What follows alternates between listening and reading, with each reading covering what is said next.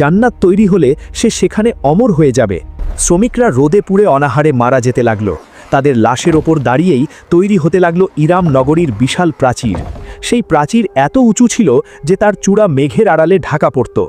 আল্লাহ কোরআনে বলেছেন, ইরাম জাতিল ইমাদ, অর্থাৎ স্তম্ভ বিশিষ্ট ইরাম। তারা বিশাল বিশাল পিলার তৈরি করল, যা পুরোটাই ছিল দামি পাথর দিয়ে মোড়ানো। শহরের মাঝখানে তৈরি হলো দুধ, শরাব এবং মধুর নহর। কৃত্রিমভাবে মাটির নিচে পাম্প বসিয়ে তারা এই নহরগুলো চালু করল। গাছের ডালপালা বানালো স্বর্ণের দিয়ে, আর সেই ডালে ফলের বদলে ঝুলিয়ে দিল বড় বড় হীরা আর পান্না। বাতাস বইলে সেই হীরাগুলো একে অপরের সাথে ধাক্কা খেত এবং এক সুমিষ্ঠ বাজনার সৃষ্টি হতো।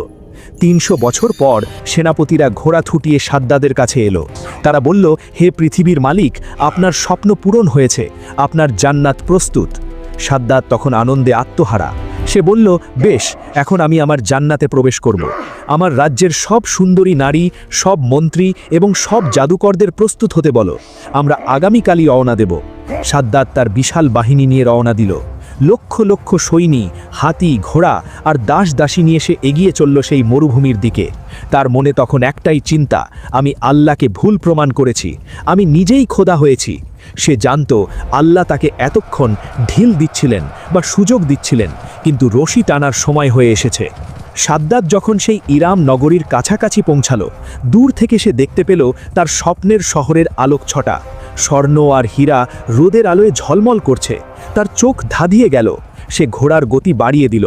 সে যখন শহরের প্রধান গেটের খুব কাছে, মাত্র এক কদম দূরে, তখন একজন অচেনা লোক তার পথ রোধ করে দাঁড়ালো। সাদ্দাত দেখল মরুভূমির মাঝখানে এক জীর্ণ শীর্ণ পোশাক পরা লোক দাঁড়িয়ে আছে। সাদ্দাত রেগে গিয়ে বলল, কে তুমি? আমার রাস্তার সামনে দাঁড়ানোর সাহস পেলে কোথায়? সরে যাও। লোকটি খুব শান্ত গলায় বলল, হে সাদ্দাত, আমি মালাকুল মৌত, আজরাইল, আমি এসেছি তোমার জান কবজ করতে। সাদ্দাত অট্টহাসি দিয়ে বলল, জান কবজ করতে? এখন? তুমি কি দেখছো না আমি কোথায় এসেছি? আমি ৩০০ বছর ধরে এই জান্নাত বানিয়েছি, আমি এখনও এর ভিতরে ঢুকেইনি। আমাকে অন্তত একবার, শুধু একবার আমার জান্নাতটা দেখার সুযোগ দাও, তারপর যা খুশি করো। আজরাইল আলাইহিস সালাম বললেন, না,